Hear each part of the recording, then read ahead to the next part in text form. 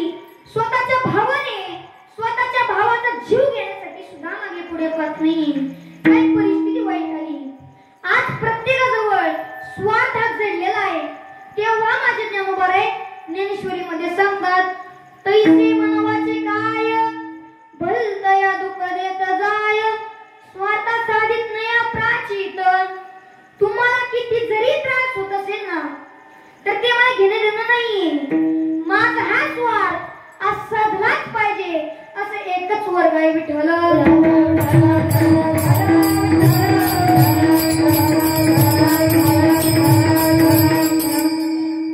आता मनुष्य पैशासाठी काही करू शकत नाही हो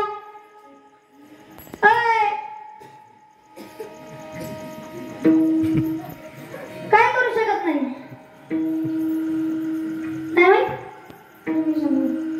आता मनुष्य पैशासाठी काहीच करू शकत नाही हो आता आमच्या 6 महिन्यापूर्वी पुणे हे जिल्ह्यामध्ये स्वतःच्या आईने स्वतःच्या 2 वर्षाच्या बाळाला विहिरीमध्ये फेकून दिलं कारण तो बाळ नेहमी आजारी पडत असल्या कारणाने घरातून पैसे जात आहेत या दृष्टिकोनातून स्वतःच्या आईने स्वतःच्या 2 वर्षाच्या बाळाला विहिरीमध्ये फेकून दिलं विठ्ठल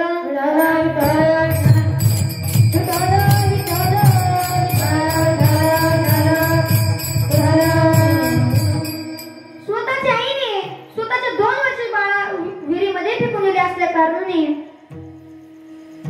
कारण तो बाळ नेहमी आजारी पडत असल्या कारणाने घरातून पैसे जात आहेत या दृष्टिकोनातून स्वतःच्या आईने स्वतःच्या 2 वर्षाच्या बाळाला विहिरीमध्ये फेकून दिलं आता मनुष्य आज प्रत्येक तरुणांना काय प्रिय मंडळी फक्त आणि फक्त धन म्हणून धनाच्या मागे कळी काळाचा लाग म्हणून या संघ कोटा त्यांचा धनाच्या पाठीमागे 15 प्रकारचे अनाथ आहे ते म्हणजे चोरी हिंसा दंभ काम क्रोध गर्व धन्मत भेद वैर अविश्वास स्पर्धा द्वेष स्त्री मद्यपान आणि असत्य असे 15 प्रकारचे नाथ धनाच्या पाठीमागे असल्या कारणाने माझे जगद्गुरु तुकोबा आहे धनाची निर्वेक्षा करतात विठ्ठल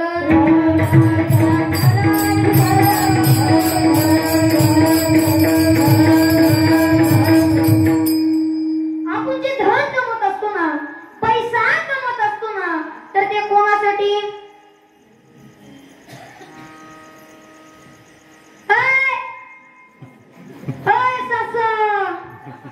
कोणासाठी महिला मंडळ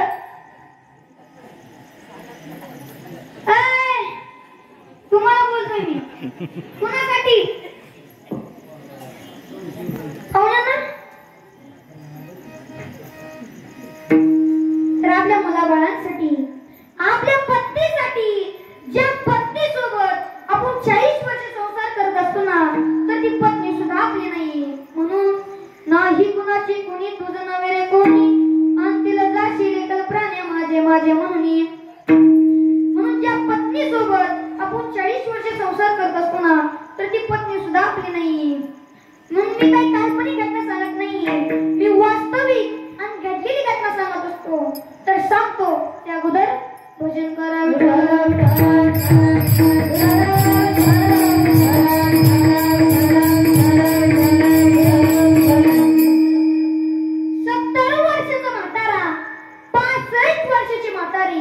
4 मुलं 4 सुना 12 नातवंड आणि 2 मुली आणि तो आणि तिची पत्नी असा 24 जणांचा प्रपंचरूपी संसार चालू होता 100 एकर ऊस 40 एकर केळी 10 एकर कापूस असा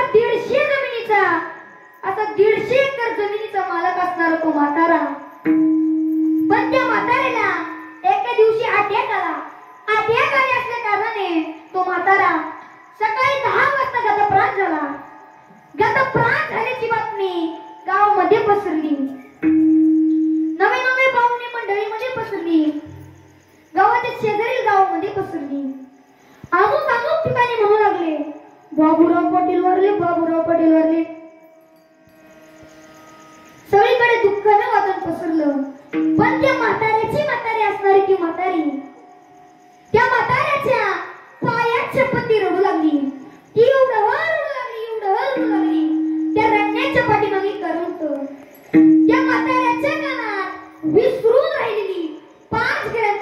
सोन्याची बिगबाई किती ग्रॅमची मंडळी?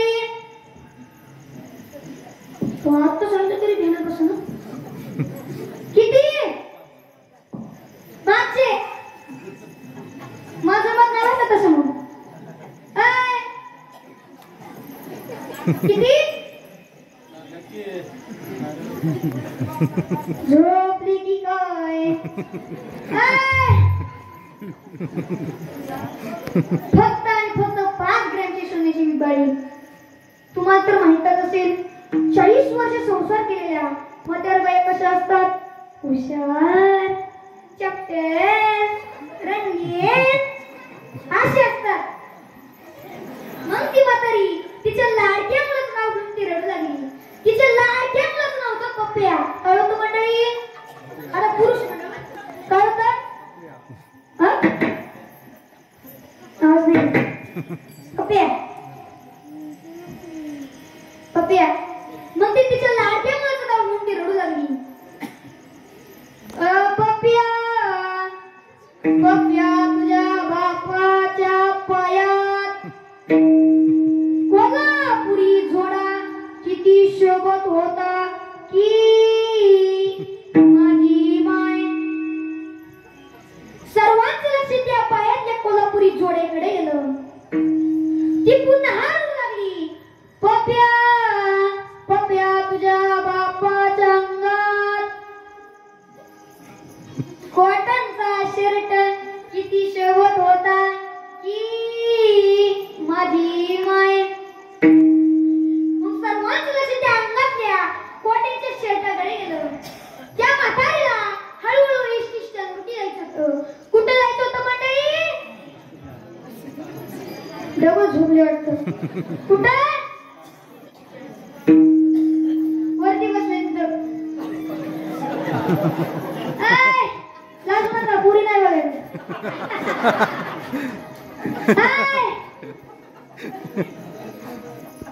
एसटी स्टँडवरती. तुम्ही म्हणा बस स्टँडवरती. बस स्टँडवरती नाही, एसटी स्टँडवरती. मग ती पुन्हा हारू लागली. पप्प्या पप्प्या तुझ्या बापाच्या गळ्यात तुळशीची माळ किती शोभत होती की माझी माय. सर्वात लक्ष त्या तुळशीच्या माळेकडे गेलं. त्या म्हातारीला उचलणार, आंघोळीला काढणार, तेवढ्यात त्या म्हातारीने पंचमचा सोर लावला. पप्प्या पप्प्या तुझ्या बापाच्या कानहात कानहात म्हणल्या बरोबर सर्वात लक्ष ते कानातल्या सोन्याच्या बिगबाळीकडे गेलं. त्या गावचा सरपंच पाटील उठला आणि म्हणाला, पाटील बिगबाळी राहिली बिगबाळी म्हणून यमाची हाती बांधून या देती काढणी.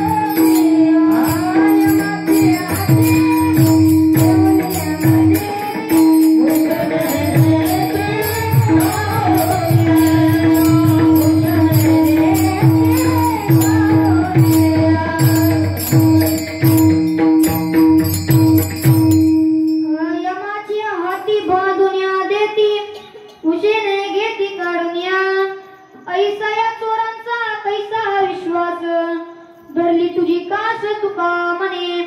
तुझ्या पत्नी सोबत आपण 40 वर्ष संसार करत असतो ना, तर ती पत्नी सुद्धा आपली नाही. म्हणून नाही कुणाची कुणी तुझं नव्हे रे कोणी. आणि तिला जाशील लेकर प्राणी माझे माझे म्हणून विठ्ठल.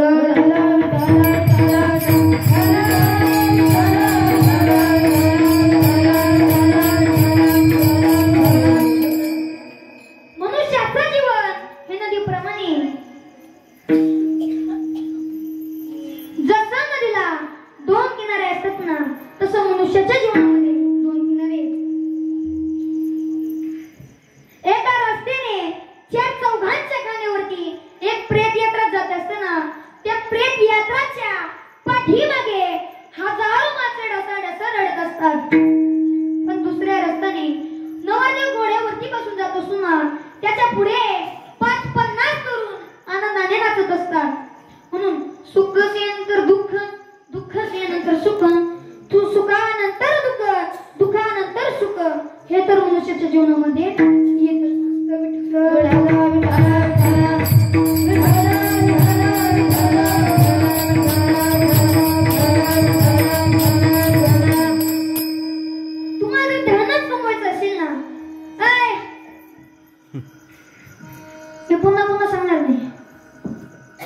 टॉपच आहे.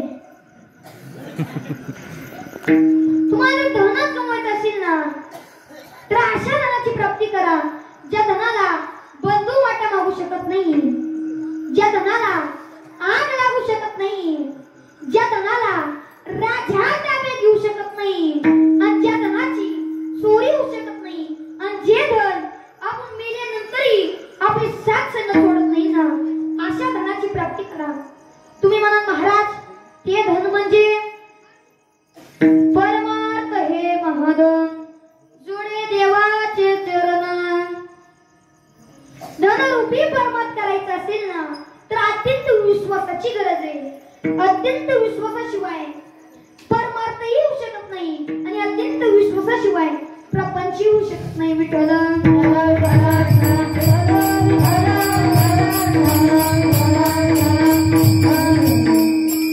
विश्वास हे जन्म आहे तर श्रद्धेचा जित नाही. विश्वास हे भगवान शंकर आहे तर श्रद्धा ही पार्वती आहे. विश्वास हे पुल्लिंग आहे तर श्रद्धा ही स्त्रीलिंग आहे. विश्वास हा ठाम आहे तर श्रद्धा ही कमी जास्त आहे. तसं त्या काळामध्ये म्हणजे प्रपंचरूपी परमार्थ करणाऱ्या साधकांच्या कानावरती मला जगद्गुरु तुकोबारायांची कीर्ती वाऱ्यासारखी पसरली वाऱ्यासारखी पसरली. वाऱ्या हाती माप झाले सजनांचे कीर्ती मुख त्यांचे नारायण. तसं त्या काळामध्ये प्रपंचरूपी परमार्थ करणाऱ्या साधकांच्या कानावरती मला जगद्गुरु तुकोबारायांची कीर्ती वाऱ्यासारखी पसरली असल्या कारणाने काही साधक देहू मध्ये आले. तुकोबारांना साष्टांग नमस्कार केला. स्त्री संतांची माता चरणावरी साष्टांग करी दंडवत. त्या तुकोबारांनी विचारलं काय येणं केलं बाबा, काय येणं केलं. तेव्हा साधकाने तुकोबारांना प्रश्न केला महाराज प्रपंचरूपी परमार्थ करायचा आहे, अत्यंत विश्वासाची गरज आहे. अत्यंत विश्वास हा कोणावरती करावा हे विचारण्यासाठी आम्ही इथे आलोय. तेव्हा माझे जगद्गुरु तुकोबाराय अभंगाच्या संतांची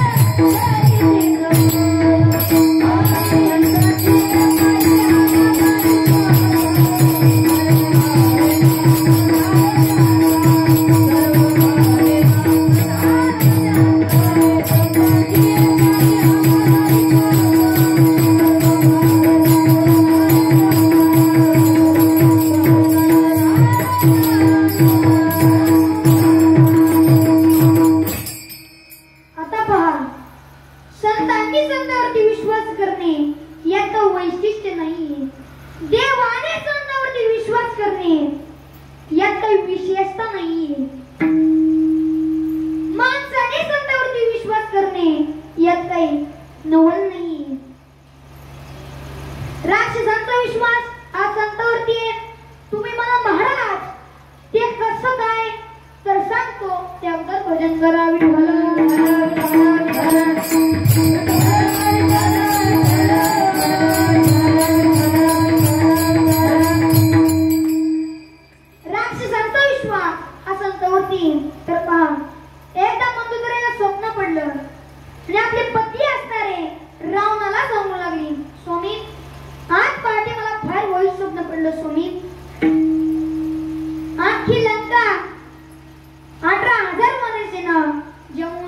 सुग्रीवजी, लक्ष्मणजी, हनुमंतजी 18,000 वानरी सेना लंकेमध्ये प्रवेश करते स्वामी. तुमचा बंधू कुंभकर्ण, त्या कुंभकर्णाचाही वध झालाय स्वामी. नवे नवे तुमचाही वध झालाय स्वामी. आखी लंका रक्ताने वाहताय स्वामी. फार वाईट स्वप्न पडलं स्वामी, फार वाईट स्वप्न पडलं. म्हणतो रे तुझी इच्छा तरी काय आहे स्वामी? माझी एकच इच्छा आहे, या जगाचा बाप ब्रह्मांड नायक ज्याचे सत्तेने सर्व जगत चालत असताना ते प्रभू रामचंद्र यांना शरण जा. काय म्हणतो रे? आज माझ्या ताब्यात 33 कोटी देवता आहेत. माझ्या सत्तेनं सर्व जगत चालत असताना त्या 4 वानरांच्या जीवावर नाचणाऱ्या त्या रामाला शरण जाऊ. तुला खरं जाऊ का म्हणतो रे? मी त्या रामासोबत युद्ध करणे पुढे एका वाळलेल्या काडीसारखा सुद्धा नाही. मग स्वामी तुम्ही रामगुरूला शरण का जात नाही म्हणतो रे? मी एकदा अरण्यातून जात असताना मला नारद मुनी भेटले. मी नारदाला विचारलं, नारदा मला रामाची प्राप्ती होईल का? तेव्हा नारदाने सांगितलं, रावणा तुला जर रामाची प्राप्ती करायची असेल ना तर तुझ्याकडे 2 मार्ग आहेत. एक म्हणजे रामाचं भजन करून तरी तुला रामाची प्राप्ती करावी लागेल, नाहीतर रामासोबत युद्ध करत तरी तुला रामाची प्राप्ती करावी लागेल. आता रामासोबत युद्ध ते कसं करायचं? तेव्हा नारदाने सांगितलं, रावणा तुला रामाच्या पत्नीला चोरून आणावे लागेल. तू सांगतेस असं नाही म्हणतो रे. बलवान माझा बंधू कुंभकर्ण तो सुद्धा सांगतोय तुम्ही रामप्रभूला शरण जा. उत्कृष्ट माझा बंधू विभीषण तो सुद्धा सांगतोय तुम्ही रामप्रभूला शरण जा. आज माझे मंत्री जनता माझ्यावरती एवढं प्रेम करत असतात, ते सुद्धा सांगतायत की सरकार तुम्ही रामप्रभूला शरण जा. पण माझा विश्वास कोणावरतीच नाहीये. तू माझी पत्नी आहेस, आज्ञागिरी आहेस, पण तुझ्यावरती सुद्धा माझा विश्वास नाहीये. मग स्वामी तुमचा विश्वास नेमका आहे तरी आहे कोणावरती? तेव्हा रावणाने सांगितलं, नारद मुनी विश्वास संतांची पै हा माझा विश्वास.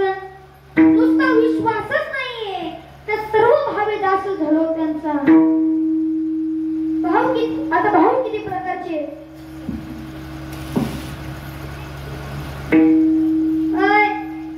भाव किती प्रकारचे?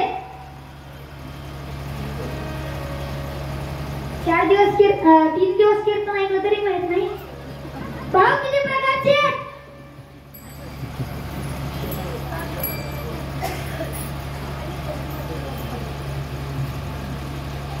नाही माहित?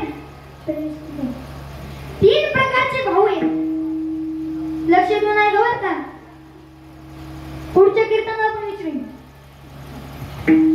कायिक भाव, वाचिक भाव आणि मानसिक भाव. आई आपल्या बाळावरती किती प्रकारचे प्रेम करत असते तर सांगतो. त्या अगोदर भजन करावे.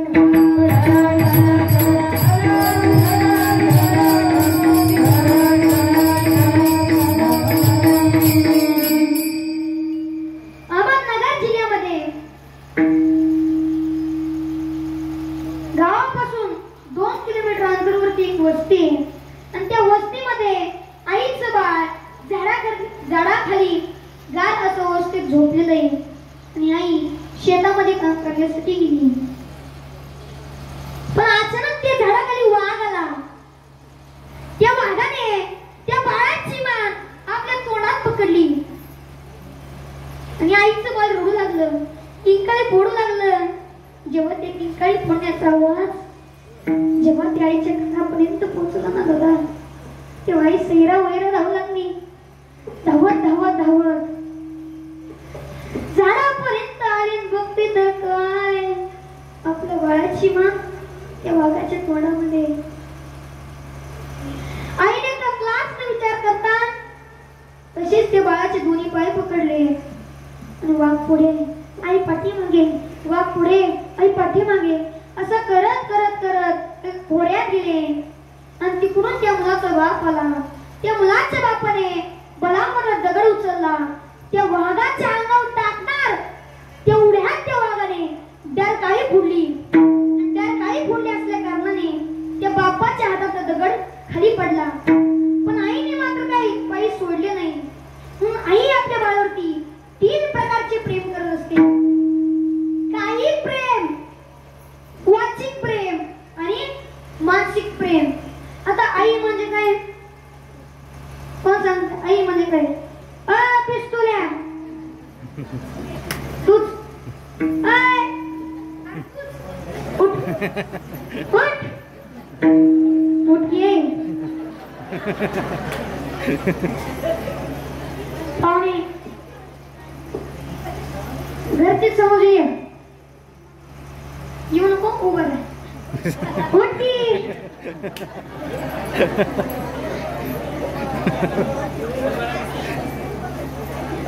आई म्हणजे काय? हा?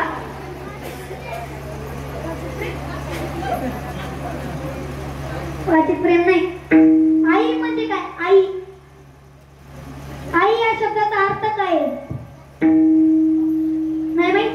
बस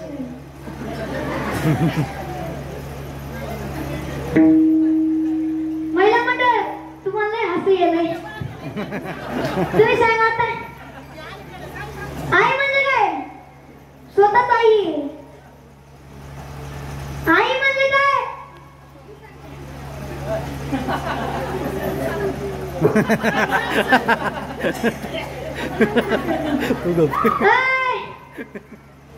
आई म्हणजे काय? नाही माहित? पुरुष मंडळ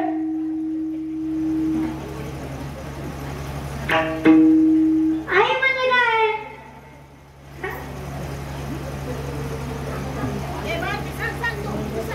नाही माहित? तर मी सांगतो. ऐका. आ म्हणजे आत्मा, ई म्हणजे ईश्वर. त्या आत्म्याला त्या ईश्वराची प्राप्ती करून देणारी ती म्हणजे आई असते. आता आई कोण कोण म्हणतात त्यांनी हात वरती करा. तर करा की. माझं ऐकलं नाही, मी घरी जाईन बरं का. कीर्तन करणार नाही, नाद नाही करायचं. हा आई कोण कोण म्हणतात?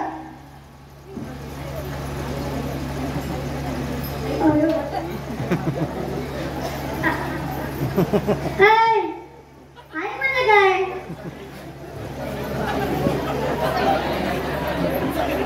आई म्हणजे नाही आपलं. आई कोण कोण म्हणतात? सदा साठवती करा नाही. आई नाही म्हणत. मम्मी पप्पा तिकडचे मारतात गप्पा. आता मम्मीचं मॉम झालं, पप्पाचं डॅड झालं, चुलतीचं अंकल झालं, चुलतीचं आंटी झालं. काही दिवसांनी आंटी बंटी चंटी लंटी घंटी काही नाव आहेत मंडळी. सगळं आई म्हणा ना, सगळं माय म्हणा ना. शब्द पहा कसा आहे. माय माय म्हणता ओठाडा गे ओठ. आत्या आत्या म्हणता अंतर पडे मोठं. माय म्हणता ओठाला ओठ लागतो आणि आत्या जसं काही जीवन केलं की काय म्हणजे अंतर पडे मोठं. म्हणून संतांची पै हा माझा विश्वास. सर्व भावे दासवत्य पत्करल्यामुळे संत काही करत असतात. तेव्हा माझे जगद्गुरु तुकोबा रे अभंगाच्या दुसऱ्या चरणात